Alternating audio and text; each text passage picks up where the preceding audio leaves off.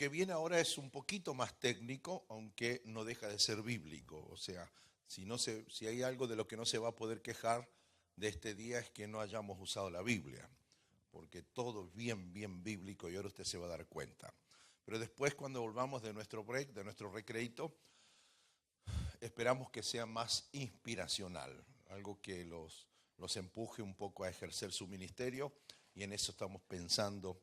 Si quedara inclusive tiempo en esta primera parte para alguna pregunta, con mucho gusto y con todo placer, abrimos el espacio para poder compartir alguna respuesta, alguna revelación, al respecto. Bien, yo lo quería correr.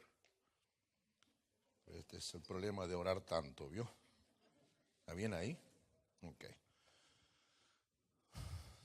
Bueno, consideramos en la primera parte esta mañana asuntos referidos al ministerio, y más allá de hablar del ministerio específico lo que hicimos fue tratar de encontrar alguna apreciación global bíblica en cuanto a lo que dice la Biblia del ministerio cristiano propiamente dicho.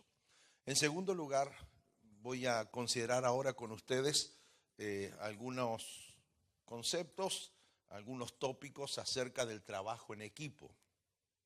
Y de eso vamos a hablar ahora. Ese es el título de nuestra charla, de nuestra conferencia en este momento, el trabajo en equipo. De hecho, es innegable de que no existe eso de un logro individual. Todo logro, aunque una persona se alce con un trofeo, lo cierto es que hay un cúmulo, una cierta cantidad de personas que estuvieron involucradas en el proceso. Y si hay algo que es propio del cuerpo del cuerpo de Cristo corporativo, es que esto es un trabajo corporativo, esto es un trabajo en equipo. Y aprendí que hay una diferencia entre grupo y equipo. Una cosa es un grupo y otra cosa es un equipo.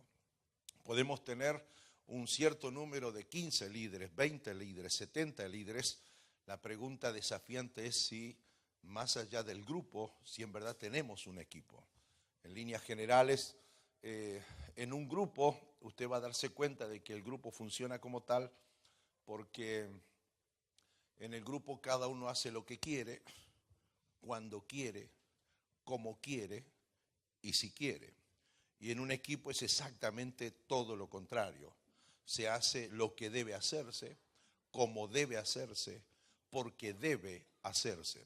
Entonces, los lineamientos y las obligaciones de uno y otro ciertamente son claramente distintas, claramente diferentes. Sabés que soy argentino, somos argentinos, de alguna manera tenemos el fútbol en algún lugar de nuestro ADN, así que de tanto en tanto peco y voy a la cancha con mis hijos.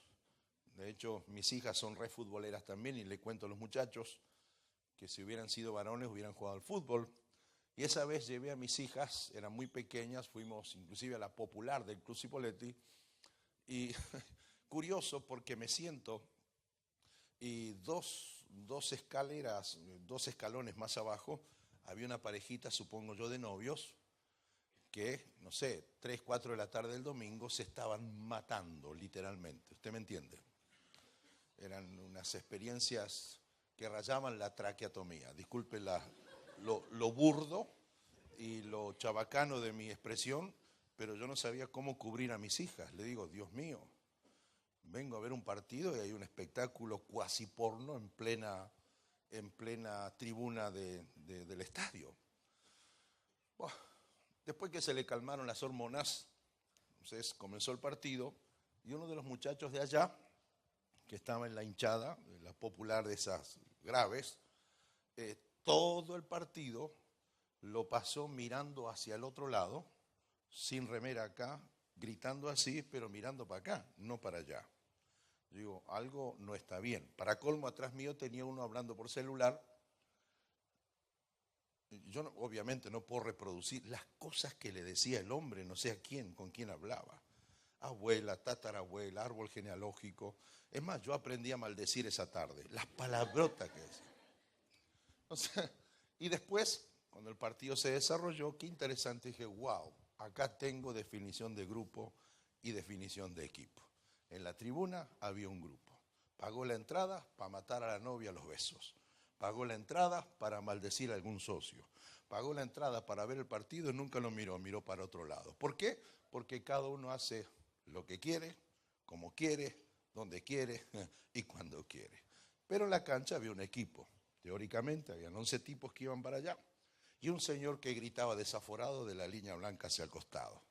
O sea, más allá de sus habilidades personales, lo cierto es que en ese césped habían personas que tenían lo que tenían que hacer, cómo había que hacerlo y por qué había que hacerlo.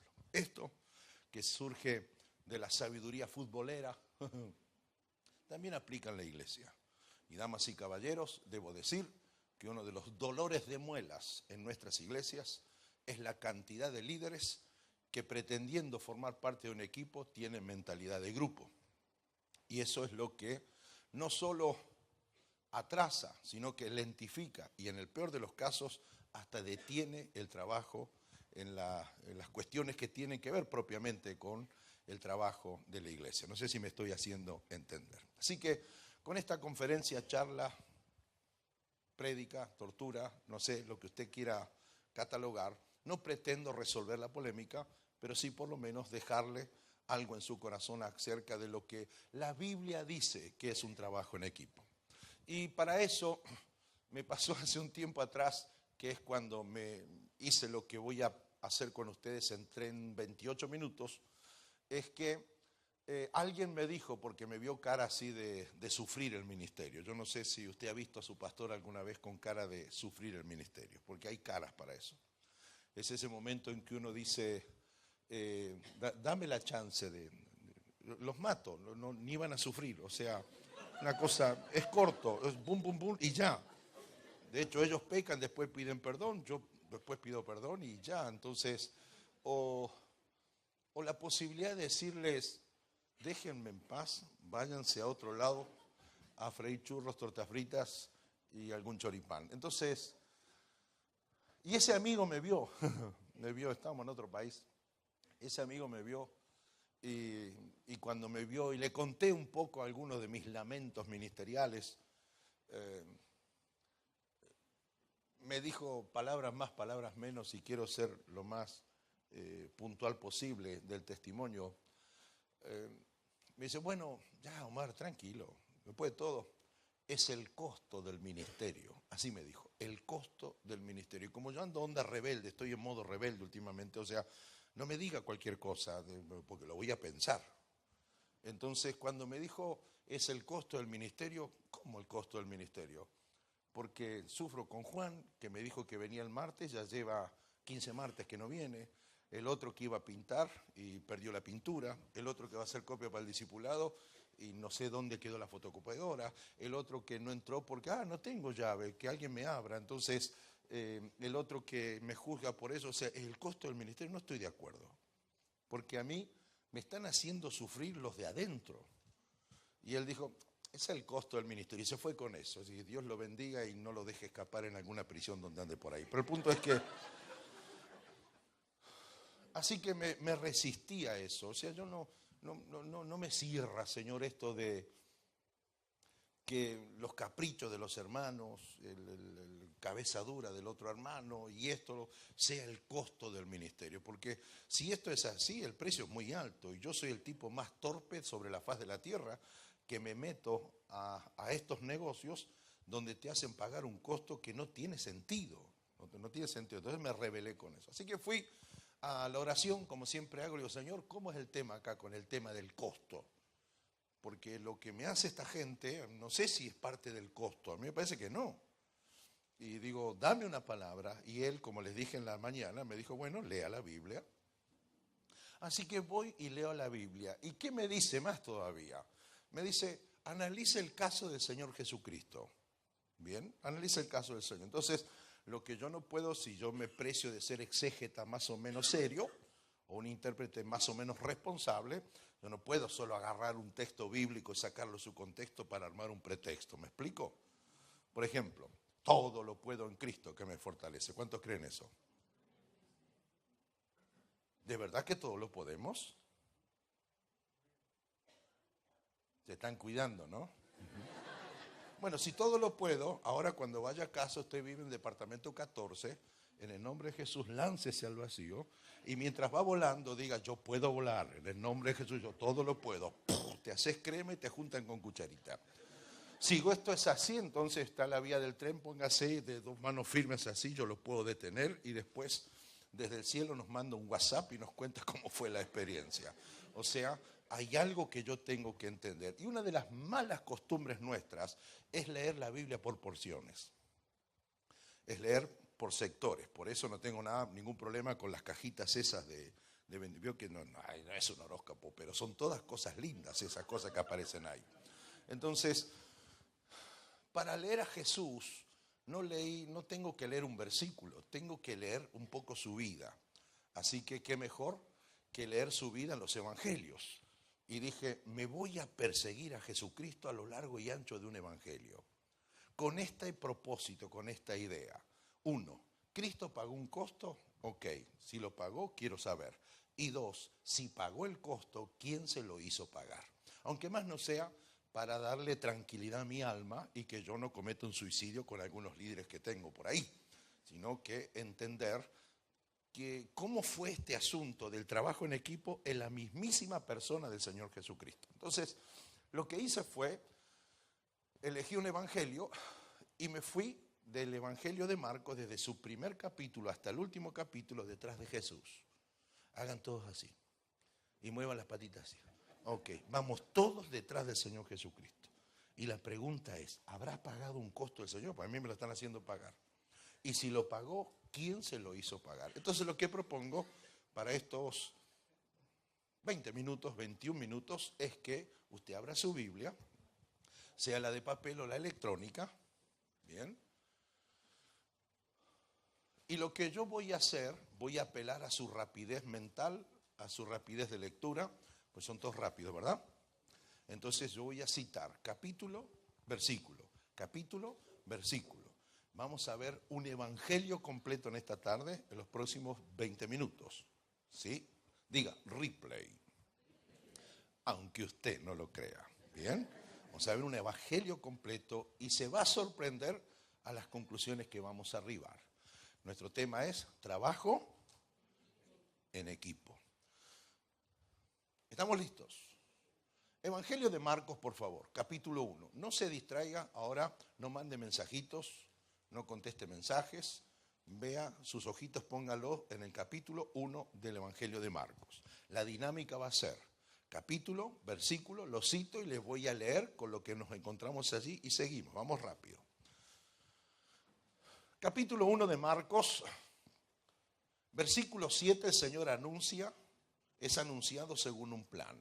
Versículos 9 al 11 del capítulo 1 de Marcos, aparece que Cristo se bautiza y es respaldado por el Padre en público cuando dijo a todos, tú eres mi Hijo amado. Versículo 13, Cristo es tentado antes de iniciar su ministerio y aparece allí el primer obstáculo que viene de afuera al ministerio del Señor, que se personifica en el mismísimo Satanás. Es el primer obstáculo oficial que Cristo enfrenta. Ya en el capítulo 1 bastaron 13 versículos que el evangelista cuenta esto. Bien, primer obstáculo que viene de Satanás. Versículo 14, Cristo comienza a cumplir con la misión, que es literalmente predicar. Y en el versículo 15 del capítulo 1 todavía, Él confirma el inicio del plan con la famosa frase, el reino se ha acercado. Bien, sigue perfecto, capítulo 1, versículo 17, Cristo inicia intencional y tímidamente, pero inicia al fin el armado de lo que será luego su equipo de trabajo. Y le aclara a su futuro equipo de trabajo la diferencia que existe entre el trabajo secular y el trabajo ministerial al que los está llamando y que ciertamente representa la misión del Señor.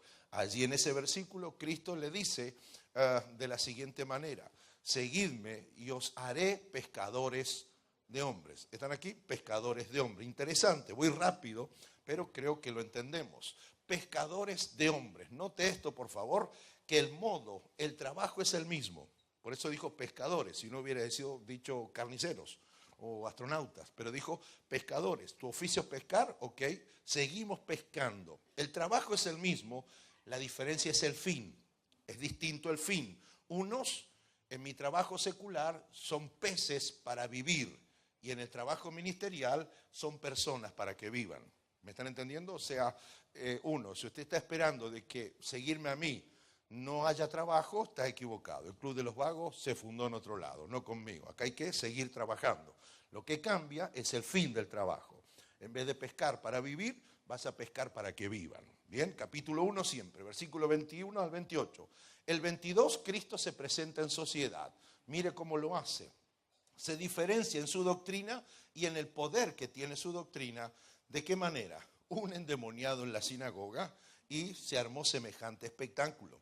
29 al 45 del capítulo 1, ahora Cristo va a validar su ministerio por medio de varios milagros. Por ejemplo, en el versículo 33, toda una ciudad comienza a buscarlo. Versículo 38, Cristo deja en claro que Él no busca multitudes, sino que vino a predicar a las personas, a todos. Esa es la frase que dice, para esto he venido. Versículo 45, ya no puede entrar a las ciudades abiertamente. Eso dice mi Biblia y creo que lo dice la suya también.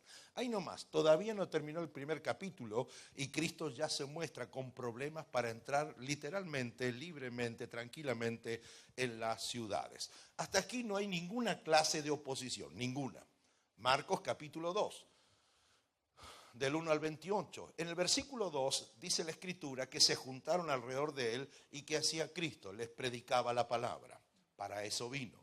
Versículo 7 aparece la primera oposición concreta que viene de afuera, no de sus discípulos, sino que viene de afuera. Comienzan a acecharle en cuanto a su deidad. Qué interesante, cuando dicen blasfemias dice. De hecho, el concepto de blasfemia implica que uno dice que Dios está haciendo algo cuando en verdad lo está haciendo el diablo. Esa es la acusación. La primera acusación que le viene de afuera a Cristo en su misión es una acusación que pone en duda su deidad. Blasfemias. Lo habla de parte del diablo, no de Dios. Versículo 13. Cristo sigue enseñando. Usted va a notar este patrón. Él sigue enseñando porque a eso Él vino. Versículo 16 del capítulo 2. Aparece la segunda manifestación de oposición que viene de afuera. Eso está reunida en la idea de la pregunta, ¿qué es esto? La gente se pregunta, ¿qué es esto? Versículo 17, Cristo vuelve a recordar su misión cuando establece que la necesidad de médicos no es para sanos, sino para enfermos. Y llama entonces a los pecadores. Capítulo 2, siempre, 18 al 28, aparece la tercera oposición con preguntas que buscan entender, pero tienen la intención de reprobar a Cristo, de condenar a Cristo. Y de hecho, en las preguntas del 18 al 28 tienen que ver con dos elementos sagrados de la religión judía organizada de aquel tiempo: el ayuno y el día de reposo. Usted se acordará las veces que los discípulos decían al Señor, Señor, ¿podemos comer hoy? Baje, por supuesto que no. Por supuesto que sí, pero ¿por qué no pueden comer? No, es que hoy es el día de reposo, hoy no. Por favor, si tienen hambre, coman. Entonces, Cristo está respondiendo a dos vacas sagradas de la religión organizada de aquel tiempo. Encima, cuando dice el ayuno, ayunar, si tienen al esposo con ustedes. Cuando no esté, si quiere, háganlo. Entonces, ya empezó a tener problemas con eso. Capítulo 3 de Marcos, 1 al 35. En el versículo 2 aparece la cuarta oposición que viene de afuera. De hecho, la frase es que hacían cosas a fin de poder acusarlo. Versículo 6. Aparece la quinta manifestación de oposición venida de afuera, cuando el texto del evangelista dice, y allí se tomó la decisión de destruirlo. Qué increíble, a Cristo. Bastaron 3 capítulos y ya lo querían matar. Bien, versículo 12, aparece la segunda oposición directa que viene del diablo. La primera, ya se las conté, la segunda es en cuanto a su condición de hijo de Dios. Hay unos demonios dando vuelta por allí y el Señor los reprende y dice el texto bíblico para que no los descubriesen. Toda una cosa significativa. ¿Por qué no quería Cristo que lo que descubran? Porque está empezando la misión. Tiene 3 años de misión todavía, así que todavía no quiere que sepan abiertamente de qué se trata su propuesta. Capítulo 3, versículos 13 al 19. Mire esto, por favor. Ya en ese capítulo Cristo establece los 12 discípulos, los 12 apóstoles. En la primera parte inicia el armado de su equipo llamando gente. pero evidentemente ha habido una preselección y una selección final. Él llama finalmente a los famosos 12 apóstoles, capítulo 3, del 13 al 19, y les deja en claro los procedimientos y las razones por las cuales ellos son establecidos. Y aparecen desde el versículo 13 al versículo 15. De hecho, los llama, los establece como apóstoles y aparecen los siguientes principios. 1, Él los elige, no se eligieron ellos. Él los eligió. 2, los eligió para que siempre vengan a Él. Esto de siempre vengan a Él tiene implícito lo que hoy se conoce como la rendición de cuentas, como la evaluación. Es decir, alguien que evalúe, alguien a quien yo le rinda cuentas. Tercero, aparece el concepto de que Él los establece o Él los autoriza. Es decir, un policía es policía no porque tiene un arma, sino porque el arma se la da a la autoridad correspondiente, le da el uniforme, le dicta el reglamento y le dice, salga a la calle, está autorizado. Cristo los autoriza. Número 4, dice que los elige para que siempre estuvieran con Él, siempre estén con Él. Es decir, Cristo tiene esto como cualquiera de nosotros, una necesidad de la compañía, del apoyo, del estímulo, del abrazo, del que está al lado mío, atrás mío, delante mío, del que me cuida, del que me protege.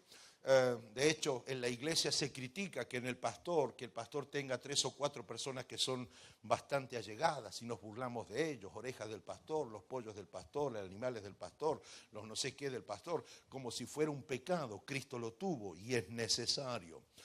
Número 5, luego Cristo los envía y los envía a predicar. Y es interesante que los envía a predicar a personas y a lugares donde no habían personas convertidas. Y quinto, sexto, los autoriza para 2 grandes cosas: que ellos ministraran al cuerpo, a sanar a los enfermos, y también ministraran el espíritu, el alma, al expulsar los demonios. Se aclara en el versículo 19 del capítulo 3, bien temprano, que Judas, o sea, uno del equipo del Señor, es el que habría de entregarle. Lo va a entregar uno de adentro, no lo va a entregar uno de afuera. Versículo 21 del 3, primer obstáculo que ponen los que están adentro, o sea, los suyos. Hasta ahora el diablo, hasta ahora la religión organizada, pero ahora al capítulo 3, versículo 21, comienzan a aparecer las primeras reacciones del mismo equipo de trabajo del Señor Jesús. Y aparece esta frase bastante polémica: vinieron a prenderle porque está fuera de sí. O sea, es una alusión de una especie de pensamiento de sus apóstoles y discípulos que dijeron, llevémonos al Señor, pues está enfermo, se volvió loco, mira lo que está diciendo. De hecho, no viene de los religiosos, sino que en el contexto aparece como algo que surge de su mismo equipo de trabajo. Siempre el capítulo 3, versículo 22, versículo 30, aparece la sexta oposición de los que viven, de los que están afuera, desprestigiando el poder con el que él hacía las cosas. Antes pusieron en duda su deidad. Bien, blasfemias dice. Ahora ponen en duda el poder con el que hace las cosas los de afuera, diciendo, tiene a Belcebú, un espíritu inmundo. Y del 31 al 35 aparece la primer controversia familiar y la priorización ministerial. Cristo está enseñando algo. Él es primero, por lo tanto, la misión que tiene que cumplir está en primer lugar. ¿Me van siguiendo? Capítulo 4 de Marcos. Otra vez, versículos 1 al 2, vuelve a enseñar. Usted va a encontrar este patrón en casi todos los capítulos, que luego de cualquier conflicto vuelve otra vez el próximo capítulo a empezar así. Y volvió Jesús a enseñar, o otra vez a predicar. Eso es la misión por la cual Cristo vino, a eso vino. Capítulo 4 estamos, 3 al 34, la palabra debe ser sembrada y el reino debe extenderse. Lo establece claramente el Señor a través de la exposición de las famosas parábolas del sembrador, semilla, mostaza, etc. Siempre en el capítulo 4, 35 al 41, ya empiezan los problemas para el Señor y su equipo de trabajo. Porque ahora, el versículo 38, el Señor va a calmar la tempestad, pero en mi Biblia dice que los de su equipo, o sea, los 12, o sea, los que autorizó, estableció, ellos tratan al Señor Jesucristo de descuidado. Qué temerarios. ¿Se acuerda el incidente? Nosotros cruzamos por el mar de Galilea. Interesantísimo cómo tiene que haber sido ese día, esa experiencia. Entonces está la barca que se parte en 2, tremenda tempestad, y el Señor Jesucristo está durmiendo.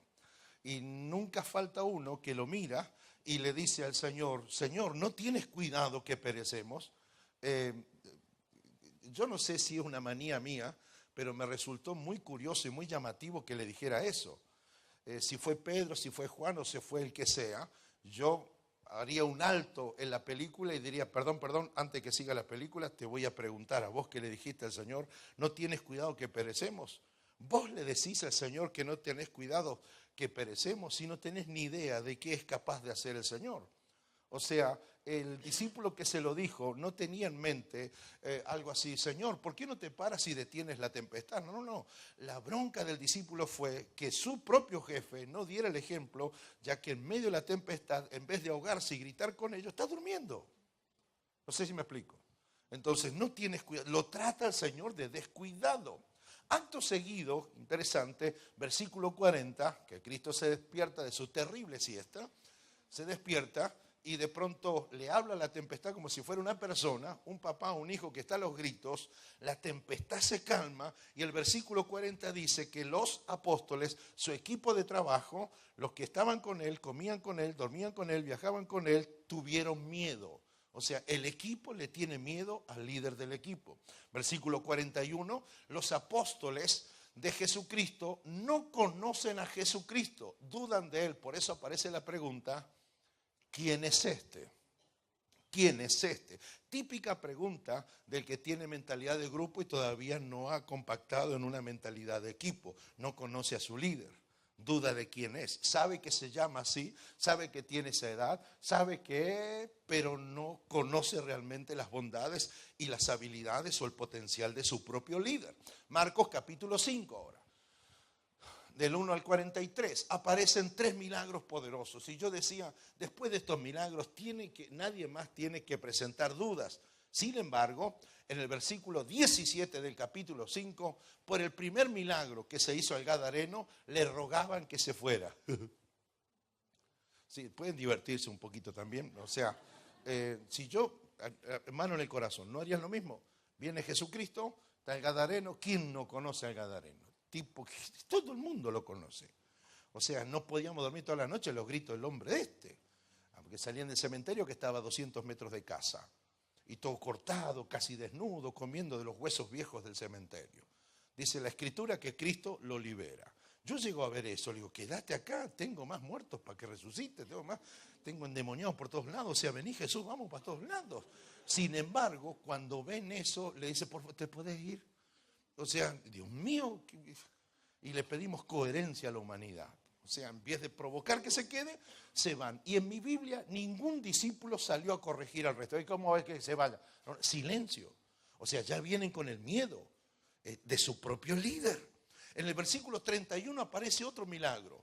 Es el milagro a la mujer del flujo de sangre. De hecho, ¿se acuerda de la historia?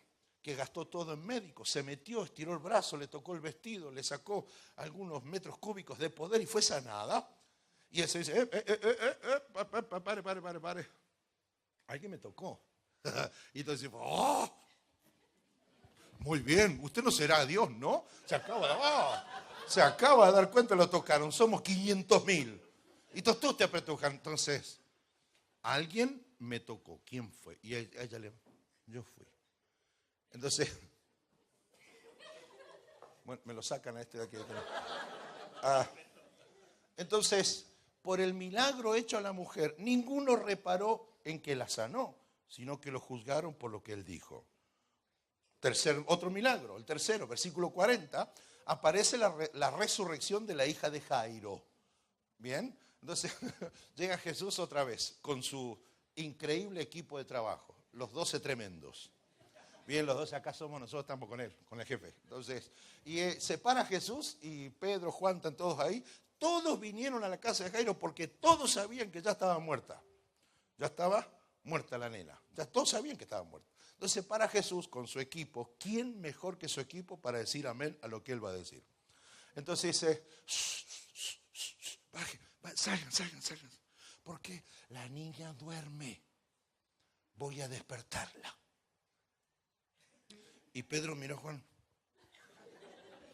Hasta las manos. Porque está muerta.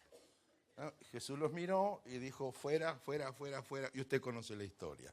O sea, un milagro de resurrección que debería provocar un coro polifónico de creyentes, dice la Escritura, que se burlaban de él. Otro, versículo 42, en vez de alegrarse en ese suceso, cierra esta parte diciendo que se espantaban de él. El equipo de trabajo del Señor Jesucristo. Comían con él, lo oían, predicaban, sacaban demonios, veían milagros, sin embargo, se espantaban del Señor. Capítulo 6, versículo 1 a 56. Enseñanza, admiración, escándalo, incredulidad de nuevo. Versículo 2, de nuevo el mismo patrón. Comienza a enseñar y causa admiración con su enseñanza. Versículo 3, dudan de Cristo y se escandalizan de él. Versículo 6 del capítulo 6, se asombra a Cristo de tanta incredulidad manifestada por la gente de su propia ciudad. Cristo ya está en Nazaret, conocimos Nazaret. Una parte donde más lloramos, porque fuimos a la sinagoga donde literalmente de 1 a 10, 9.99, se cree que es la sinagoga que Cristo separó y se leyó a sí mismo en Isaías. Para colmo, yo leí ese texto y mi hija y mi esposa cantaron una canción. Qué manera de llorar. Ahora, y dije, wow, Nazaret. Y dice que Cristo se sorprendió de tanta incredulidad. En argentino dice, jamás, diga conmigo, jamás. Estiro el max y digo, jamás en mi vida he visto tanto incrédulo junto como en Nazaret. Dice que no pudo hacer muchos milagros ahí. Y en mi Biblia no se exceptúa los 12 apóstoles del equipo del Señor. Ahora, sigue esto y avanza. Capítulo 6, siempre 7 al 13. Entonces Cristo ahora envía a sus 12 apóstoles para que aprendan, para que practiquen ellos mismos lo que Él ya les venía enseñando. Acaban promediando casi 1 año y medio ya de ministerio del Señor.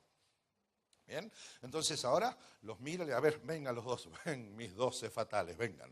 Ahora, ustedes han estado con el maestro todo este tiempo.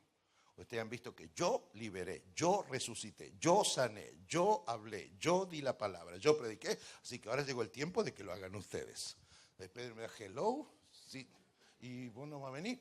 No, lo tienen que hacer ustedes, porque lo mío es pasajero. A mí me van a llevar un día de acá, yo me tengo que ir. Y en todo momento Cristo le dijo el plan. Así que es tiempo de que ustedes lo vivan por ustedes mismos. ¿Bien? Es una ley universal. Usted sabía que el águila, cuando sus pichones ya están en tamaño, no es una mala madre. El pichón dice, mal a mi mamá, pero de allá arriba la empieza a empujar. Así, Entonces el pichón tiene dos cosas. Uno, o descubre que tiene alas y se salva, o si no, que en paz descanse un pichón, ha partido a la eternidad. ¿Están aquí? Y así pasa con los líderes. Llegué al templo un día, pastor. Me acuerdo y me río. Entonces, hay un ujier en la puerta. Digo, ¿qué pasa ahí adentro? Porque era mi oficina. Dice, no, está Pepe, están sacando un demonio. Entonces, bueno, déjame entrar. Por lo menos para ver que no lo hayan matado. Así que si me demandan, que lo apresen a él. Entonces entro en silencio, está el cuerpo tirado. Me cercioro de que estuviera con vida, entonces me levanto y le digo, va muy bien. Acto seguido me doy vuelta y me voy. Y este hermano líder, que no pudo sacar el demonio,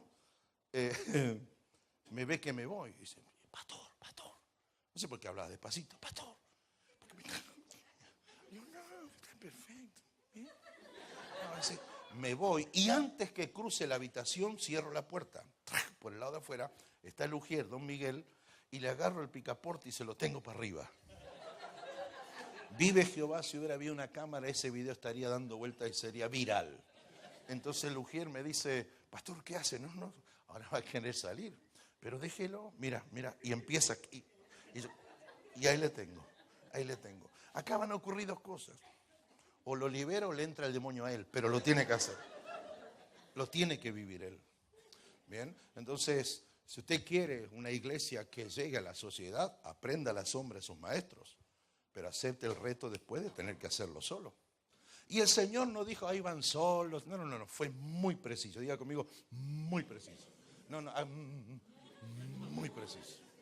Fue muy preciso. De hecho, les dijo, no lleven esto, aquello ni lo otro, no lleven nada. O sea, primera lección que ustedes van a aprender solitos es que la provisión viene de Dios. Nada de Jesús, me da un poco, nada. Cuando le falte, usted va a ver que la provisión viene de Dios. Porque, damas y caballeros, en el ministerio está siempre este fenómeno. Siempre necesitamos dinero y nunca hay. Todos van a diezmar y nadie diezma. Todos dan ofrenda generosa y el de 2 pesos, gracias a Dios que lo sacaron de circulación. Si no, ¿me están entendiendo? Entonces siempre en el ministerio es, y Jehová proveerá. Y eso lo tienen que aprender ustedes. Segundo, tienen que predicar, y el tema de la predicación es el arrepentimiento. Como dice su maestro, vayan y digan, el reino de los cielos se ha acercado, arrepentidos, crean en el evangelio. O sea, como yo se lo enseñé, ustedes van y lo dicen. Pero eso es repetir como loros. Sí, mis loros ungidos, sí. De hecho, de eso se trata. Y después hay unas connotaciones que no tenemos tiempo de explicarlas ahora. Tercero, tienen que echar fuera demonios. Ustedes van a vivir por experiencia propia lo que me vieron ver hacer a mí. Y cuarto, tienen que ungir a los enfermos y ungirlos con aceite. Allí hay doble connotación. Unción con aceite para sanidad y unción con aceite como el cuidado del enfermero de las heridas de un enfermo. Esas 4 cosas las tiene que hacer. De hecho, usted ya sabe que fueron y volvieron felices por eso. Versículo 11, capítulo 6. Anticipo de rechazo, no todos van a aceptar su mensaje. Versículo 29, del 1 al 29, se narra la muerte de Juan el Bautista, el precursor de la idea de que por una causa también se puede morir. Capítulo 6, versículo 30 al 44. Aparece la famosa alimentación de los 5,000. Versículo 31, el Señor hace descansar a sus apóstoles luego del trabajo. El descanso no como el idioma de los vagos, sino como recompensa de los que trabajan. Y el Señor, esto es un trabajo, descanse. Versículo 37, los apóstoles que habían experimentado milagros cuando ellos fueron solos. Dios les proveyó, sacaron demonios, sanaron enfermos, hicieron cuanto milagro hicieron en el nombre de Jesús y reportaron ese informe al Señor. Ahora ellos son el equipo del Señor y el Señor dice, wow, pobre gente, se ha hecho tarde, cerraron todas las pescaderías, las panaderías, está todo cerrado. Y los apóstoles dicen, ay Señor, y si se van por los caminos, se van a desmayar. ¿Qué se te ocurre? Le dijo uno. Y el Señor le dijo, denle a ustedes de comer. ¿What? Diga otra vez, ¿qué? No, diga what. Es que se ven tan lindos cuando obedecen. Diga what. Y doble las patitas, what. O sea, darle nosotros de comer a 5,000 personas. Pero, y se vuelven a mirar entre ellos. ¿De dónde? Y Cristo los está estudiando. Ya me vieron calmar la tempestad. Ya me vieron esto. Ya vieron. Ya lo practicaron solos. Y ahora, ante el primer desafío, hacen la pregunta de los que dicen es imposible. ¡Wow! Capítulo 6, 45 al 52. Ahora Cristo es un humorista de los de primera línea. Ahora camina sobre el agua. Lea todo este texto y diviértase esta semana leyendo esa porción bíblica. Versículo 49. Dios mío y la Virgen, mire qué interesante. Porque, de hecho, había siempre multitudes. En el capítulo 6, multitudes, pero como para, no sé, meter seres humanos en el planeta Marte. Entonces, Cristo se quedó, y ese es lo que es el texto, se quedó atendiendo a la gente, selfie por aquí, foto por allá. Está Cristo ahí. Entonces el apóstol dice, Señor, se nos hace tarde, tenemos que cruzar el lago. Entonces dice el Señor, bueno, vayan ustedes, yo los alcanzo después. Ahora que uno tiene 2,000 años de ventaja porque leyó y sabe cómo terminó, yo me le acerco a Jesús, le pongo el codo a él y le digo, muy bien lo tuyo, terrible broma, porque ellos no saben lo que vos vas a hacer. ¿Y qué es lo que hizo el Señor? Terminó de atender al último, se fue rápidamente, muy rápido, ¿no? Entonces fue rápido y no había barco para tomar. Entonces, ¿y ahora cómo cruzo? Ah, sí, me voy caminando. Dice la Escritura que empezó a caminar por el mar, por las aguas, como si fuera cemento. Allá en el medio, Pedro y otros, hace así, encima era de noche, martes 13, 3 de la mañana.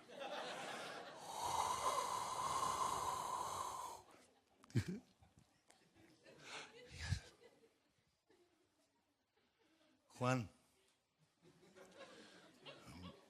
vos estás viendo lo que veo. ¿Qué es? Se mueve. Y lamento decirte que viene para acá. Y tiene forma humana. Y no se hunde. Y está y viene. Y va a subir a la barca. Mi Biblia dice que en ese momento los 12, el equipo que lo vieron hacer milagros, repartir comida, resucitar a uno, mandarlos para allá, darle provisión, ya van como 2 años ya, ¿qué no han visto? Me dice que los 12 de él lo confundieron con un fantasma al pastor.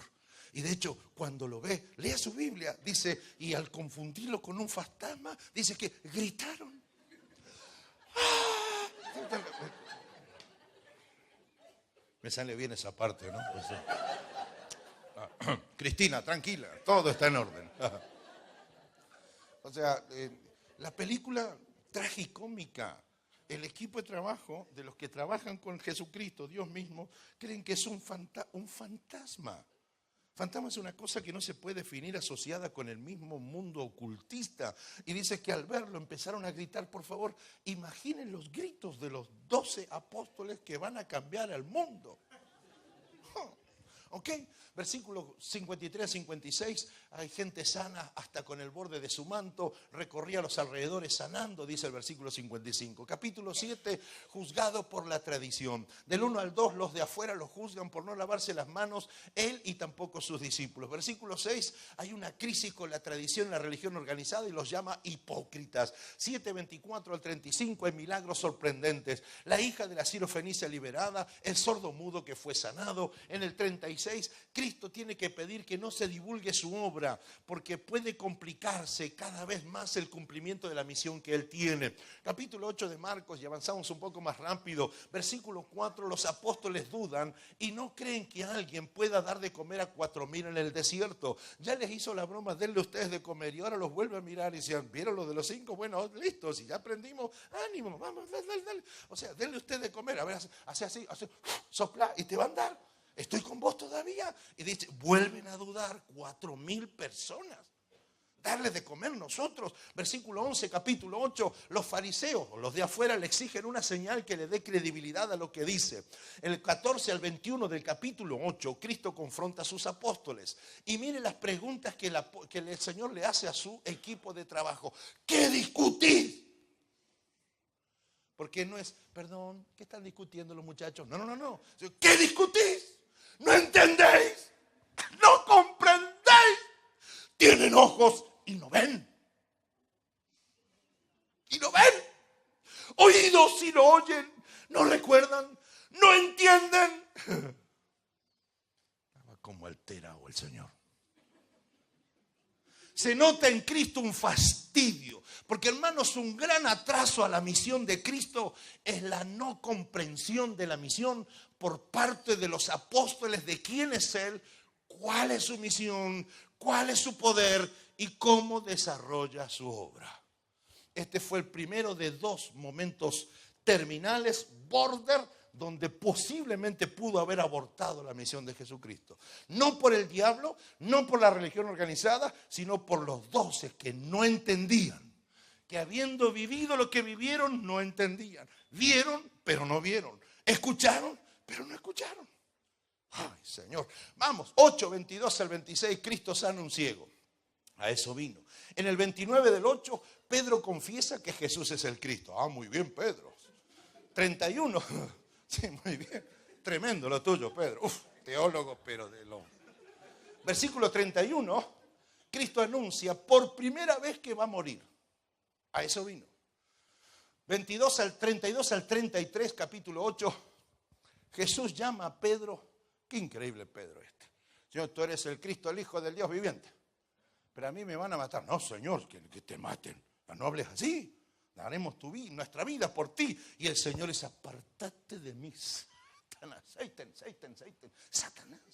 No es, de hecho, es un apóstol de él que por su inmadurez, irresponsabilidad e incomprensión se constituyó no en el Satanás literal, sino en un adversario, un opositor, un acusador. Señores, el problema en un equipo de trabajo no es la oposición que venga del mundo, sino la oposición que surge de adentro mismo. Esa es la peor. Dentro del equipo de Jesucristo uno era traidor y algunos otros ya eran opositores. Marcos capítulo 9. Del 1 al 50, versículos 5 a 6, el apóstol Pedro ve la transfiguración y dice, vamos a hacernos enramadas acá. No sabía lo que hablaba, producto del espanto que tenía. Versículo 11 del capítulo 9, los apóstoles no saben nada de resurrección y discuten por eso. O sea, no conocen la doctrina de su maestro, no conocen la doctrina de su pastor, no conocen la doctrina de su líder. Versículo 18, los apóstoles son acusados de no poder sacar un demonio. Vino un papá y le dijo, Señor, por favor, ¿podría sacar el demonio a mi hijo que está endemoniado? Y él dice, sí, con mucho gusto, pero llévaselo a los muchachos, porque los 12 míos, los 12 tremendos, los 12 fatales, ya han sacado demonios a ellos, ya me han visto sacar demonios a mí, ya esto, llévaselo a ellos. Y dice el hombre, ya se los llevé y no pudieron. ¿What? O sea, no pudieron. Entonces, versículo 19, Cristo viene y se fastidia con sus apóstoles y le dice, generación incrédula, ¿hasta cuándo estaré con ustedes? ¿Hasta cuándo debo soportarlos? Si usted tenía una imagen de Cristo, ¡ay, qué bueno que soy! Se confronta con esto, estamos en problema. Es el segundo momento en que la misión de Cristo peligró de ser abortada. ¿De dónde surge esa posible cancelación de misión? De su propio equipo. Porque creer es fundamental para el desarrollo de una visión. Versículo 29 del 9, los apóstoles no saben del poder de la oración y del ayuno. 31 al 32 del 9, segundo anuncio de Cristo de su muerte, a eso vino. En el 32, los apóstoles siguen sin entender. 9:33 al 34, los apóstoles, Dios mío, los bendiga, si está en el cielo no los deje escapar. Los apóstoles, mire, discuten quién de ellos será el mayor. Acaban de escuchar que otra vez Cristo está anunciando por segunda vez, muchachos, al Hijo del Hombre lo van a matar. Y empieza una discusión entre ellos. El jefe se muere, ¿quién queda a cargo? Y delante del jefe que todavía no lo habían crucificado, están discutiendo quién va a ser el mayor. Menos mal que Cristo no era mala regla, pues yo ya lo hubiera matado a todo esto. ¿Por qué no? O sea, están discutiendo quién se queda con el puesto.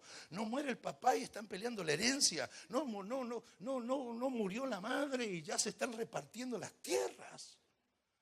Versículo 38, los apóstoles les prohíben a otros seguir a Jesús. Señor, vino uno así, todos sabiendo, Señor.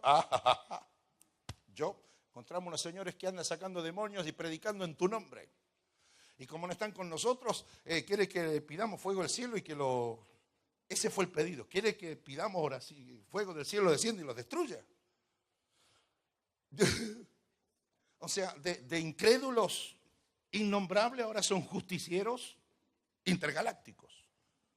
Y como si fuera poco, del 42 al 50, capítulo 9, Cristo muestra claramente que Él vino por las personas, los pequeñitos, y dijo, oiga, es mejor que el que haga caer a uno de estos pequeños, es mejor que se ate una piedra de molino al cuello antes de hacer caer uno nuevo. Wow, y esos términos son tan graves venidos de la boca del Señor que nosotros no siempre le damos la consistencia que eso pretende.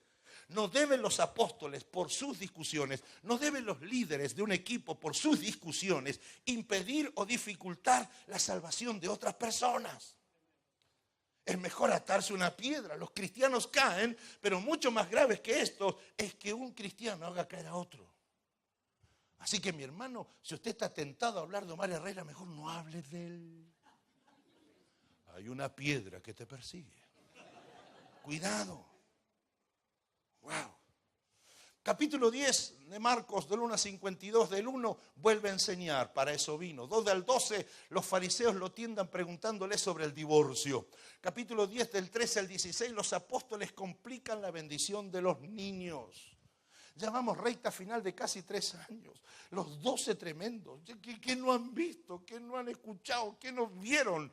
Y ahora los niños, ya, no molesten, ya, se mocoso, sácalo de acá, saca. Y Cristo, ¿qué hacen? Dejen los niños venir a mí. Y no se lo impidáis, porque de los tales el reino de los cielos hay que ser como los niños para entrar al reino. ¿A quién se lo explica? No a los fariseos. ¿A quién se lo explica? A los 12 de su equipo de trabajo. 13 al 16. El versículo 28 del 10, en el marco del incidente del joven rico, los apóstoles le sugieren la idea de que también esperan ellos alguna riqueza. ¿Entiendo? ¿Cómo no? ¿Cómo no? Diga conmigo, ¿cómo no? Y haga con la manita, ¿cómo no? El tema dinero tenía que estar presente alguna vez. Porque el Señor dice, oh, qué difícil eso, es más fácil que un camello por el ojo de una aguja, que un rico entre. Y no es digno de mí el que no dejando, y aparecen ellos. Acá estamos. Señor, no seremos ricos, pero hemos dejado todo, o sea, entre nos. Aparecen los precursores de yo sirvo por dinero, yo sirvo por honorario, yo sirvo y exijo que me paguen. Y el Señor tiene que volver a dar lecciones archiconocidas al respecto. Capítulo 10, versículo 32, los apóstoles ahora le empiezan a seguir con miedo, con miedo. La inestabilidad emocional de los apóstoles era realmente increíble. Capítulo 10, 33 al 34, por tercera vez Cristo anuncia de que se va a morir. A eso vino. Y del 35 al 45 del capítulo 10, cuando Cristo anuncia y describe cómo será su muerte, los apóstoles increíblemente piden sentarse al lado de Jesús y se enojan entre ellos de quién será el privilegiado. O sea, ya habían tenido la misma experiencia en la segunda vez, preguntándose quién será el mayor. Pasaron unos meses, Cristo dice, bueno muchachos, por última vez, el Hijo del Hombre, es necesario que y ahora ellos empiezan de nuevo con la discusión, se enojan entre ellos de quién se sienta a la derecha y quién se sienta a la izquierda. En el 46-52 del capítulo 10 sana un ciego Bartimeo. Capítulo 11, Jesús entra a Jerusalén, a eso vino. En el 12, versículo 12 al 14 del 11, maldice la higuera por no dar frutos. Su enseñanza es cierta, es esta, tenemos que dar frutos. Capítulo 11 del 15 al 19, los fariseos le tienen miedo y ahora buscan en concreto para matarle. Capítulo 11, 20 al 26, enseña sobre la importancia de la oración y el perdón. Los fariseos se atreven a más y le interrogan acerca de su autoridad. Versículos 27 al 28 del 11, quieren prenderle y lo tientan con el pago de los tributos. Capítulo 12, recta final de nuestra exégesis express del Evangelio de Marcos. Capítulo 12, en el versículo 12, los fariseos quieren literalmente prenderlo, detenerlo. 13 al 17, los fariseos buscan hacerle caer consultando sobre los tributos. 12 siempre, del 18 al 27, los saduceos lo interrogan acerca de la resurrección. 28 al 44 del capítulo 12, Jesús enseña el gran mandamiento y advierte sobre la hipocresía de los escribas y fariseos. Capítulo 13, Jesús predice la caída del templo del 1 al 2. Del 3 al 37, Jesús predice la caída de Jerusalén y su segunda venida. Capítulo 14 de Marcos, versículo 1, los sacerdotes ya se decidieron a arrestarlo y a matarlo, ya casi el final de los 3 años de ministerio. Capítulo 14, del 3 al 9, Jesús es ungido en Betania. Del 4 al 5, del 14, apóstoles critican el desperdicio de un perfume. Encima ahora dan lecciones de ética. Oh, hubiéramos vendido, le damos de comer a los pobres. Según dicen ellos, hipócritamente. Capítulo 14, del 10 a 11, Judas, uno de los apóstoles, uno de los 12, se ofrece a entregar a Jesús. ¿Están aquí? A ver. No es que... Y él... Oh, ¿cómo le va a los señores sacerdotes? ¿Qué pasó? Que vienen a verme. Queremos hablar con usted, señor Judas, un ratito. No fue así. Oh, adelante, un cafecito. No es que se sentaron los sumos ahí. Le dijeron, venimos a plantearte, a ver la forma en cómo podemos hacer para quedarnos con Jesucristo. No. Lo que dice mi Biblia es que Judas se ofreció. Él fue y tocó. Hello, ¿hay alguien ahí? Sí. Salieron los viejitos religiosos. Judas, ¿y usted qué hace acá? No, tranquilo, no me condene. Vengo con una buena noticia. Yo sé cómo entregarle a Jesucristo. Pero una mano lava, ¿cómo es? La otra. Y cerró el negocio. Y le entregó a Jesucristo por un par de monedas de plata. Uno de los 12, durante 3 años, lo vio, lo escuchó, caminó con él. Lo que usted imagina, maravilloso. Fue y se ofreció. 14 del 12 al 25, Jesús instituye la cena del Señor en un marco de profunda tristeza por el hecho de que uno de ellos, del de adentro, lo va a entregar. 26 al 31 del 14, Jesús predice la negación de Pedro. Capítulo 14, del 32 al 42, Jesús ora en Getsemaní, los apóstoles duermen dejándolo absolutamente solo. Capítulo 14, 43 al 50, Jesús es arrestado gracias a que Judas, uno de los de adentro, lo entregó y todos los de adentro, su equipo de trabajo, huyeron literalmente dejándolo solo. Capítulo 14, 53 al 55, Jesús se enfrenta al concilio. Pedro lo sigue de lejos y los principales inventan testimonios para condenarle. Capítulo 15, 66 al 72, Pedro, uno de su equipo, lo niega bajo juramento y maldición. Capítulo 15 de Marcos, Jesús es juzgado, condenado y crucificado por los de afuera, del 1 al 20. 21 al 41, Jesús es crucificado, a eso vino, y solo algunas mujeres y algún apóstol lo mira de lejos. Capítulo 15, 42 al 47, Jesús es sepultado, a eso vino, y su cuerpo, señoras y señores, fue entregado a uno que no era de sus 12, a José de Arimatea. Ninguno de los 12 que estuvieron con él durante 3 años tuvo ni la dignidad de presentarse a reclamar el cuerpo del Señor Jesucristo. Si usted pretende que las últimas horas y semanas del Señor fueron muy wow, termina su misión, fue una misión sumida en una clase de tristeza, en un disgusto por las actitudes de sus 12, no de los religiosos. Los religiosos lo odiaron de primer momento, sino que son los que estuvieron con él. Algo tan indigno, tan solitario, tan desolador, es que los que estuvieron conmigo, anduvieron conmigo cuando más lo necesité, lejos de mí. Eran mujeres las que me asistieron, eran personas que no eran de mi entorno. Yo hubiera esperado que los 12 de mi equipo estuvieran conmigo, y cuando Cristo muere se presentan a reclamar el cuerpo, y de hecho por el miedo a ser condenados y muertos como fue muerto su jefe, no se presentan. Pero había uno que era un discípulo secreto, de esos que no tienen el estímulo de tener una posición, ni de tener un liderazgo, ni tener un nombre, ni que derecha, ni que izquierda, ni que mayor. Yo solo sé que Cristo me transformó la vida. Y se atrevió a arriesgar su vida y dijo: permítanme, antes de que empiece el horario de la entrada del famoso y bendito sábado, déjenme retirar el cuerpo. Y un extraño se llevó el cuerpo del Señor Jesucristo. A veces me pongo a pensar, si cuando me muera, ¿quiénes son los que harán los tributos a mi persona? ¿Quiénes son los que pagarán la funeraria? ¿Quiénes son los que reclamarán mi cuerpo? ¿Quiénes son los que llorarán sobre mis restos? Y mi sueño idealista es que ¿quién otro sino aquellos que han estado conmigo? Pero el problema en nuestras iglesias es ese liderazgo abandónico, que por una disímil opinión, por una diferencia, pueden simplemente condenarte a una soledad espantosa y pasmosa. Eso le tocó sufrir al Señor Jesucristo de su propio equipo de trabajo. Capítulo 16, Jesucristo resucita. ¿Cuántos están felices por eso?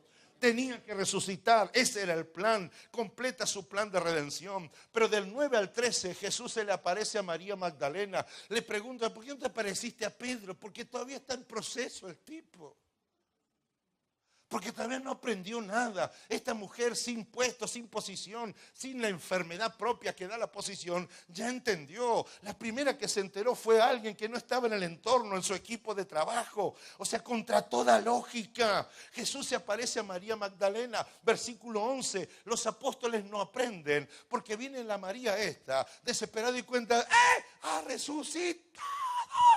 Y que mi Biblia dice que los 12 del Señor no creían que hubiera resucitado. Yo en ese momento digo: más vale que si resucitó no venga para acá, porque los mata a ustedes. Ahora, versículo 12 al 18, capítulo 16, Jesús aparece ahora a sus apóstoles y les reprocha la incredulidad, pero finalmente, a pesar del reproche, los comisiona. Y es en ese momento en que le dice: id por todo el mundo, por todas las naciones, y haced discípulos y predicar el evangelio a toda criatura. 19 al 20 del capítulo 16, y terminamos. Jesús asciende al cielo, el plan está terminado, y los apóstoles salen a predicar por todas partes, con la ayuda del Señor y la confirmación de la presencia del Espíritu Santo, la palabra del Señor, con milagros de todo tipo, de toda clase, movimiento que no se ha detenido hasta el día de hoy. Entonces, ¿a dónde voy con estas conclusiones? La primera: en los 3 años de ministerio del Señor, Cristo siempre convivió con alguna clase de problema, conflicto, obstáculo, amenaza y riesgo concreto de perder la salud y su vida. 2. Los problemas que Cristo enfrentó vinieron tanto de afuera como de adentro de su entorno. 3. Para los de afuera, la persona de Cristo, su mensaje y su obra fue algo bien claro desde el principio. No les gustó, no lo quisieron nunca y por eso siempre buscaron la forma de eliminarlo. 4, para los de su equipo de trabajo, Jesucristo fue un desafío. Su equipo de trabajo nunca terminó por entender su condición de Dios. Nunca entendió el poder que había en Él. Nunca entendió la obra. Nunca entendió las motivaciones que movilizaban a Jesucristo. 5, los de adentro, su equipo de trabajo, debieron ir mudándose del simple hecho, del simple privilegio de ser parte del team de Jesucristo. Nada más ni nada menos, tuvieron que mudarse al hecho de que Jesús tenía la esperanza puesta en ellos para que propaguen el evangelio que Él vino a predicar a la tierra. Hasta que eso lo entendieron fue después de que Cristo resucitó. 6, las actitudes muchas veces inmadura, caprichosa, interesada, irresponsable de los discípulos hizo peligrar, por lo menos en 2 ocasiones, el éxito de la empresa, nada más ni nada menos que del mismísimo Señor Jesús. 7, Jesucristo debió Jesucristo debió invertir más tiempo en apóstoles incrédulos que en incrédulos necesitados de su obra y de su mensaje. Al punto que uno de su equipo fue la pieza fundamental para que Cristo pudiera ser arrestado. 8, señoras y señores, la mayor oposición no viene de afuera, ya que allí afuera necesitan de Cristo. La mayor oposición viene de adentro del equipo de líderes, de adentro mismo de la iglesia, de los que ya están satisfechos en sus necesidades. 9, si hay un costo que pagar, que sea el que exige el mundo y no por el injustificado costo producido desde las entrañas mismas del liderazgo de la iglesia. Y 10, así y todo, nada desenfocó a Jesucristo de su plan. Cristo cumplió su plan con éxito y luego, sobre la base de que hay que creer en la visión para que una visión se logre, nos envió a todos nosotros a ir a todo el mundo. Mis hermanos, el ministerio actual no está exceptuado de sufrir contingencias difíciles. Por eso yo como pastor trabajo con mis líderes para que se transformen en un liderazgo de jerarquía, un liderazgo listo para hacer influencia. Esto lo tienen que saber y lo tienen que practicar nuestros líderes de hoy. Entonces, en esta línea de pensamientos, lo cierto es que necesitamos definitivamente trabajar en nosotros mismos para que el Señor sea bendecido con un liderazgo de jerarquía que esté listo para hacer influencia. Para entender que aún nuestros supuestos derechos de discutirlo todo, de negarlo todo y de oponernos a todos, tiene una incidencia atroz en la lectura global de la misión que tenemos que cumplir como iglesia. Mi conclusión entonces fue, sí, Cristo pagó un costo. Y sí, lamentablemente el mayor costo se lo hicieron pagar sus propios 12 discípulos. Así que esto me queda como lección, como dirección y como obligación. Procurar que con mi actitud el desarrollo de la misión que se discute en un equipo de trabajo sea tan sano, tan saludable y con tal altura que la misión se repotencie, se multiplique, se expanda y no que se detenga, como tristemente se detiene y se traduce en lo que usted y yo conocemos como divisiones de iglesias. Entonces, en ese contexto y entendiendo de mi responsabilidad, me pareció oportuno recordarles una experiencia a nivel de la persona y del ministerio del Señor Jesús en cuanto a lo que Él le tocó sufrir como pagos de un costo injusto por caprichos, inmadurez de sus propios apóstoles, de su propio equipo de trabajo. Hasta aquí están con vida. Les presenté el caso de un evangelio completo y cómo jugó esto en el ministerio del Señor en su relación con su equipo.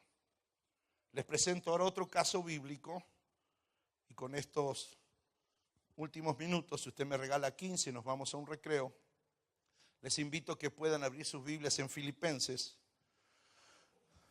capítulo 2, versículos 19 al 29. En esta porción bíblica veremos, y pasando por encima un montón de años pasando por encima la presencia transformadora del Espíritu Santo. Estoy en Filipenses 2 y estoy a 8 minutos de entregar este lugar para nuestro recreo. Versículo 19. Espero en el Señor, capítulo 2 de Filipenses, enviaros pronto a Timoteo para que yo también esté de buen ánimo al tener noticias vuestras, que no tengo a ningún otro que comparta mis sentimientos y que tan sinceramente se interese por vosotros. Pues todos buscan sus propios intereses y no los de Cristo Jesús.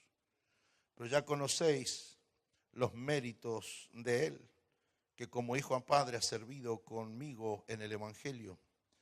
Así que a este espero enviaros luego que yo vea cómo van mis asuntos.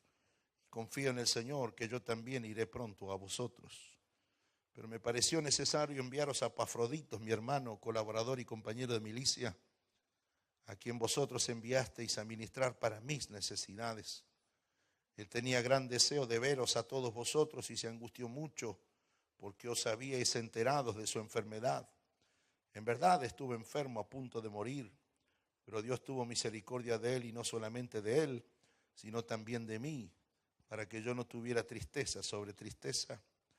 Así que me apresuro a enviarlo para que al verlo de nuevo os gocéis y yo esté con menos tristeza. Recibidlo pues en el Señor con todo gozo y tened en estima a los que son como Él, porque por la obra de Cristo estuvo próximo a la muerte, exponiendo su vida para suplir lo que os faltaba en vuestro servicio por mí.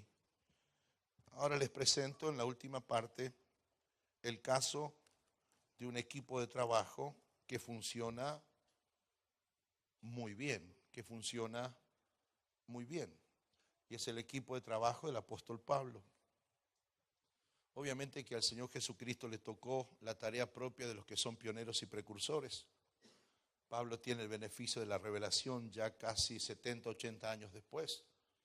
Pero no obstante eso, el principio de trabajo en equipo realmente es significativo y en el caso de mi persona es inspirador cuando leo esto.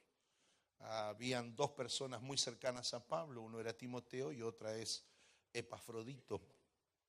Y es interesante lo que se dice de ellos. Y yo encontré aquí por lo menos 6 características de un líder que sabe trabajar en equipo. Y la primera característica es bien notoria. Está allá en el versículo número 19. Espero en el Señor enviaros pronto a Timoteo. Y acto seguido va a decir por qué va a enviar a Timoteo. Porque necesito yo también estar de buen ánimo al tener noticias vuestras. Timoteo va a ser enviado por Pablo a la iglesia en Filipos. Y la preocupación que tiene Pablo como pastor fundador de aquella iglesia es escuchar buenas noticias porque tiene la sospecha de que no están ocurriendo cosas buenas. Entonces no va a mandar a cualquiera, lo va a mandar a Timoteo. Y dice la esperanza que tiene al enviarlo a Timoteo. ¿Cuál es la esperanza? De que cuando Timoteo vuelva y le dé el reporte, escuche solamente buenas noticias. Y cierra el texto decir, y yo al oír esas buenas noticias esté de buen ánimo.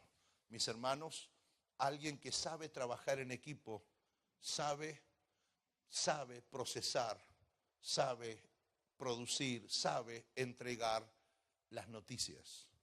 Primero, el que trabaja en equipo bajo la autoridad de un pastor, de una pastora o de un líder, tiene una profundísima admiración por su pastor.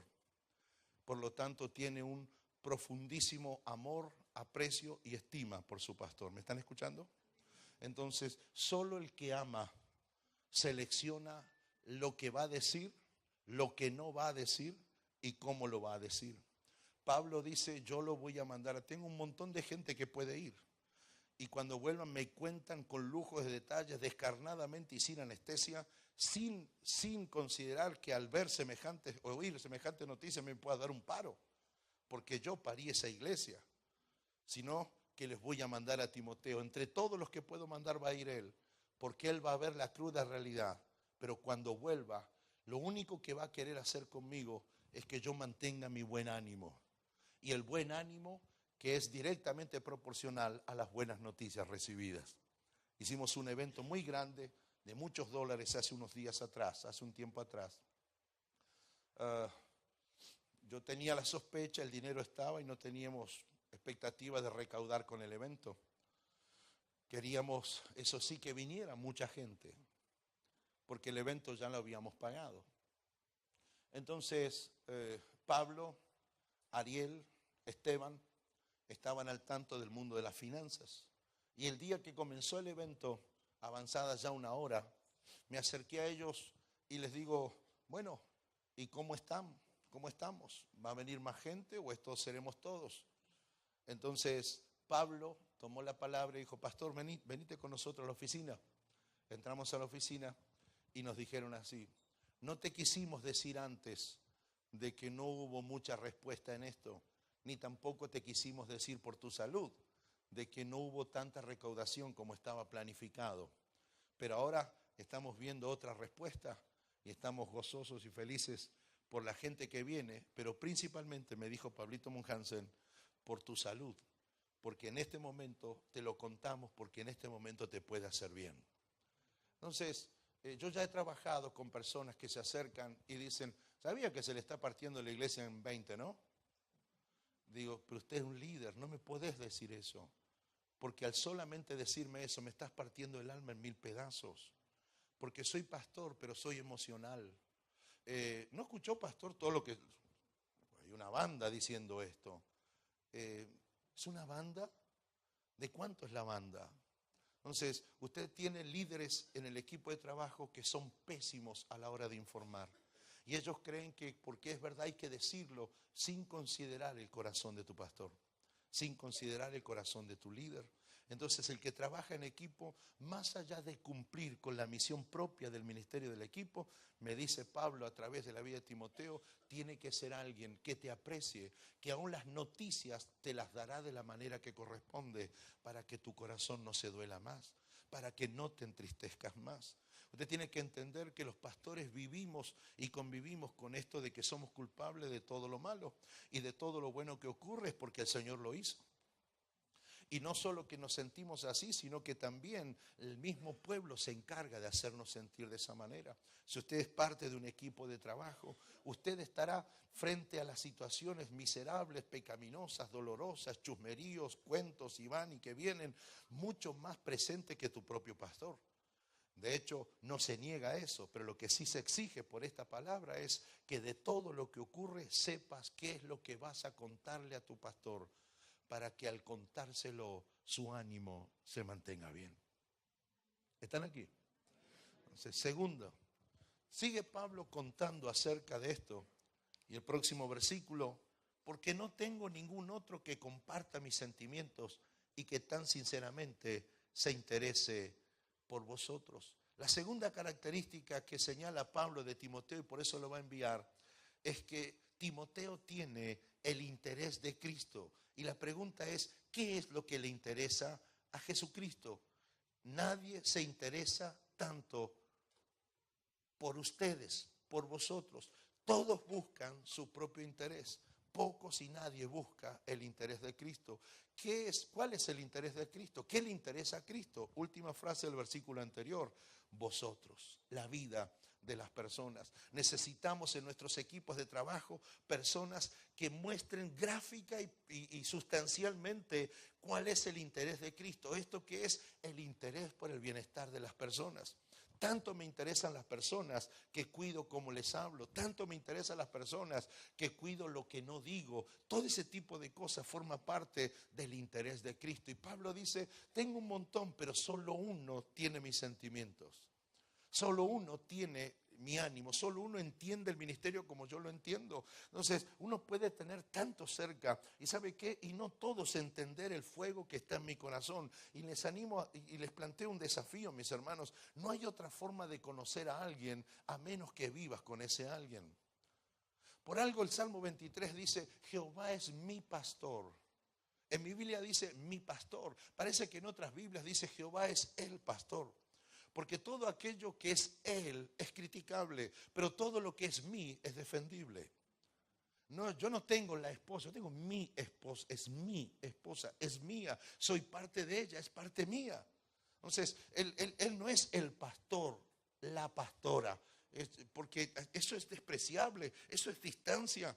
Es mi pastor, es mi pastora. Eso indica entonces que tengo una cercanía, y por encima de que digan que me acerco interesadamente, a algunos les he dicho, sí, acérquese, pero que tus intereses no sean estos intereses vagos, mundanos, que tienen que ver con escalar, con dinero, con posiciones. Que tengas el interés de cuidar mi vida. ¿Qué es lo que hizo Pablo? ¿Qué es lo que hizo el Señor? ¿Para qué llamó a los 12? Para que estuvieran con Él, porque hubieran momentos donde no habían gloria, sino que habían problemas, persecuciones, de llantos, lágrimas. ¿Con quién lloro? Ese es un equipo de trabajo de alguien que aprecia tanto a la persona que lo lidera, que no solo elige lo que le va a informar para que le haga bien el informe, sino también que ha llegado a reproducir exactamente el sentir de ese pastor, el sentir de su pastor.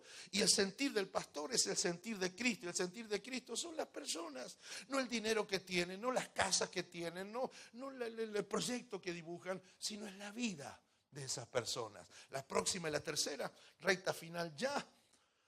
Pero ya conocéis los méritos de Timoteo, que como hijo a padre ha servido conmigo en el Evangelio. Alguien que forma parte de un equipo de trabajo, como lo enseña Pablo en la experiencia con Timoteo, es una persona que es elegida por servicio previo y no por conocido actual. Es alguien que estuvo sirviendo y da el ejemplo como sirven los hijos a los padres. ¿Están aquí? Todos somos hijos aquí, aunque no todos sean padres. Y estoy recordando que cuando yo servía a mi padre, no lo tengo, mi viejito ahora ya va a ser 10 años que se fue con el Señor, pero mi servicio a él era desinteresado. Era amoroso, era cálido, era tierno. Papi, quiero un mate, papi, necesita algo. Papá, ¿cómo que no tiene dinero? Papá, déjeme, yo lo llevo. ¿Cómo va a ir caminando? El servicio de un hijo no pregunta cuánto le van a dar si hace tal cosa. Es servicio, es el servicio de un hijo a un padre. Y algo que nosotros necesitamos recuperar en la iglesia, en los equipos de trabajo, es que por encima de ser el pastor, la pastora, que es la función, hay una paternidad. Hay una paternidad que no reemplaza a mi papá de carne y hueso, pero es alguien que vela por mí, da su vida por mí. Y Pablo plantea este principio como algo maravilloso, en el sentido de que Timoteo siempre se mostró servicial. O sea que si él va a ser enviado en esta misión, no es porque es amigo mío, sino es porque mostró por mérito propio una actitud de servicio por muchos años.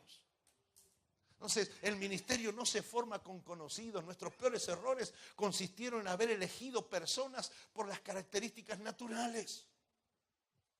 De hecho, mis hermanos, yo cargo en mis hombros la historia triste de una división. Teníamos 1.500 personas, quedamos con 200, perdimos absolutamente, literalmente todo. Y como si fuera poco, economía, tarjeta de débito, tarjeta de crédito. Yo sé lo que es estar en el veraz riesgo 5. Mi administrador se llevó $25,000. Mi copastor se dividió en la iglesia. De hecho, quedamos absolutamente en la nada y perdimos a nuestros 2 hijos mayores. El mayor se fue de la casa del Señor por ver las cosas que eran capaces de hacer los evangélicos. Y el segundo se fue con las drogas, los tatuajes, la violencia. Usted no sabe la historia triste que tenemos en nuestra mochila de vida. Ahora, en ese proceso es cuando uno se da cuenta de que hay cosas que ocurren en la iglesia, y una de las cosas que ocurre es el interés malsano de algunos líderes que, no habiendo resuelto apetencias naturales en el mundo antes de convertirse, creen que estando líderes en la iglesia pueden satisfacer esas apetencias. Y nos han enseñado de que yo no sirvo a los hombres, yo sirvo a Dios. ¿De qué estás leyendo el Harry Potter? No estás leyendo la Biblia. Si no puedes honrar a tu padre, no puedes pedir que tus hijos te honren. ¿Qué significa el hecho de estar cerca del otro, abrir la mano en generosidad para el otro? Tener tu pastor. Yo tengo mi pastor. Tenemos nuestra pastora. No viven en este país, son mis pastores. Porque ejerce una paternidad y eso es algo que los hijos tenemos que aprender con nuestros padres. Siempre le hemos dicho a los padres que ellos trabajen, nos den la ropa, ellos trabajen, nos den la cama, ellos trabajen, nos den dinero, ellos nos paguen los estudios. ¿Qué hijo de nosotros sale de aquí? Le dice, papá, venite conmigo, me voy a endeudar en 72 cuotas, voy a hipotecar la córnea, te voy a comprar zapatos, te voy a mandar a Villa La Angostura, te voy a bendecir. ¿Cuántos hijos nos vamos el lunes, le hacemos el puchero a la vieja? ¿Cuántos hacemos algo por nuestros viejos solo por el hecho de que son padres? Ni que te cuento si son pastores. Entonces ahí andan ellos, solitarios, abandonados, llorando por los rincones, dando su vida por gente que dice es la obligación de que la den por nosotros. Y Pablo dice, yo no voy a traer a mi equipo de trabajo a alguien que no haya tenido padre, alguien que sea una especie de huérfano porque quiso serlo, sino alguien que aprendió a quererme como al viejo se lo quiere y se lo sirve. Este es el que yo te mando ahora. Cuarta. Pero me pareció necesario enviaros a Epafrodito, mi hermano, colaborador y compañero de milicia, a quien vosotros enviaste a ministrar para mis necesidades. Algo pasó entre ese versículo y el otro. Hasta aquí te mandaba a Timoteo, pero de pronto dice, no va a Timoteo, va a Epafrodito. Y aparece el Epafrodito de la nada. No se habla mucho de él. Aparte, hay que ponerle Epafrodito a un hijo. De hecho, Epafrodito viene de Afrodita, de la diosa del amor. Epafrodito significa el consolador, el que ama, el que consuela con un abrazo. Y da 3 características de Epafrodito, Pablo. Mira quién tengo en mi equipo. No sé si ha ido a alguna cruzada, pero 3 cosas tiene el EPA 3. 1, hermano. 2, colaborador. 3, compañero de milicia. Una más fuerte que la otra. Hermano, o sea, del mismo útero. Colaborador, trabaja conmigo. Y 3, compañero de milicia. Introduce la imagen militar bélica, la de la trinchera. Si yo le puedo mostrar balazos, el EPA le muestra lo mismo. Yo le puedo mostrar cicatrices de mi guerra, Epafrodito tiene lo mismo. ¿Por qué? Porque él estuvo conmigo en las buenas y en las malas. En el año 2001 al 2003 llovían las cartas en mi iglesia por debajo de la puerta de hermanos que decían, es sentido del Señor renunciar a la membresía de nuestra iglesia. Solo nos quedamos. Salvo 3 o 4 Epafroditos que son mis manos derechas hoy. El ruso, Pablito, Lorena, Cristina, Adriana, Abraham, Mauricio, Sandra. ¿Quiénes son?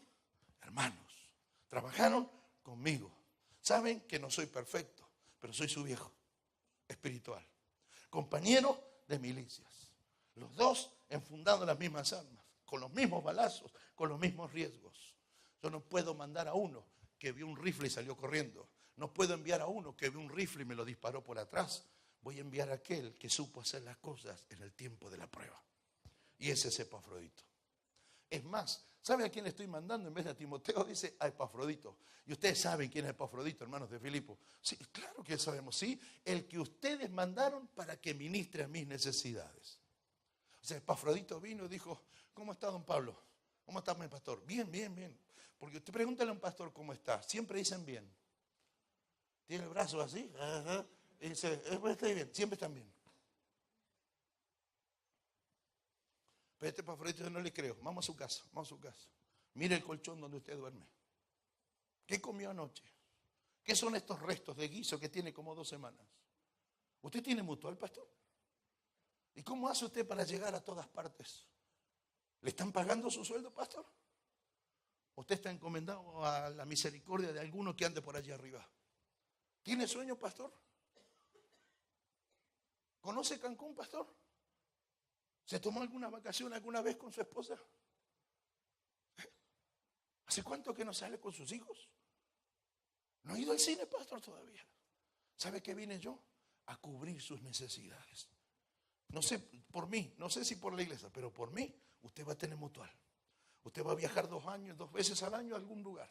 Usted va a cambiar su auto porque usted se lo merece. Porque usted se lo merece. Porque usted se lo merece. Un equipo de trabajo vela por la necesidad de este hombre y esta mujer. Por este hombre y esta mujer. Por ese hombre y esa mujer. Que renunciaron a todo, como se los expliqué en la mañana. y no tienen aspiración de nada. Entonces, ¿qué dirá el pueblo de afuera? Ya está, manipulador de la fe que vive de los diezmos de la gente. Así hablan los cobardes y los que tienen lenguas. Así no hablan los hijos agradecidos. Pues estos principios se enseñan aquí, no en un culto el día domingo. Por eso les mando el Epafrodito. Porque si lo hizo con el pastor, lo va a hacer con las ovejas. Esa es una característica irreemplazable. Y como si fueran pocas más, me quedan 2. Y con esto tendemos un manto de piedad. Él tenía gran deseo de veros a todos vosotros. Versículo 26. Y se angustió mucho porque os habíais enterado de su enfermedad. Se angustió porque supieron que estaba enfermo. Estuvo enfermo, casi se muere. Pero Dios lo salvó. No solamente a él, sino que a mí, para que yo esté encima que hay pocos buenos, se mueren los pocos que tengo. La quinta característica de Epafrodito para un equipo de trabajo: gran deseo de veros a todos vosotros. El líder se angustia si trae problemas a alguien. Un liderazgo que me tiene acá es el liderazgo que en sí mismo produce problemas. Y yo voy detrás arreglando los líos que ellos hacen. De hecho, le hemos dicho a nuestros líderes: usted tiene alguna posición política, no la suelte por Facebook. Ni le digas gato a no sé quién, ni gatúbela no sé a dónde. ¿Bien? Porque tu confesión política condiciona la salvación de las personas que están en tus manos. Le he dicho: cuiden los comentarios que ustedes sueltan por el bendito y maldito Facebook. Cuidado con eso. Digo, honra tu condición de líder. De modo que todo lo que hagas no traigas problemas. Este Epafrodito dijo: estoy que me muero. Y alguien dijo: hay que avisarle a tu iglesia. No quiero que le avisen. No quiero ser el motivo por el cual ellos se preocupen. Dios mío, necesitamos en nuestros equipos de trabajo líderes que tengan esta actitud. No quiero hacerle un problema a mi célula. No quiero traer un inconveniente a mis discípulos. Es esa actitud de salvación, de restauración previa, de cuidado. Por eso les mando a este hombre, definitivamente, porque es alguien que no quiere traer problemas, sino que quiere solucionarlo. Líder, estás ahí para solucionar problemas, no para ser un problema, que es distinto. Y la sexta y última, dígame, terminamos. La sexta y última dice: recibidlo pues en el Señor con todo gozo y tened estima a los que son como Él, porque por la obra de Cristo estuvo próximo a la muerte, poniendo su vida para suplir lo que os faltaba en vuestro servicio por mí. En un equipo de trabajo, si uno tiene un Epafrodito, ese líder no duda en dar su vida o en hacer lo que tenga que hacer para suplir la necesidad de otro. Entonces, como tenemos un liderazgo influido fuertemente por la cosa católica, y lo digo con mucho respeto, en esa condición uno siempre espera que el santo haga algo por uno. Entonces, eso es lo que hace que uno pida y uno espere que el otro lo haga. Pero en el caso de Epafrodito es exactamente al revés. ¿Bien? O sea, ¿qué hay que hacer por los hermanos de Filipos? Yo lo hago. ¿Hay que morir? Acá estoy, no hay problema. Pero de verdad, daré mi vida con tal de que a ellos les vaya mejor. Ahora, si no pierdo la vida y tengo que perder algo, pues lo pierdo. Mi interés como líder es suplir la necesidad de ellos. Le he dicho a nuestros líderes: yo sueño con un equipo de trabajo que no diga: pastor, faltan las empanadas. ¿Y ahora qué hacemos?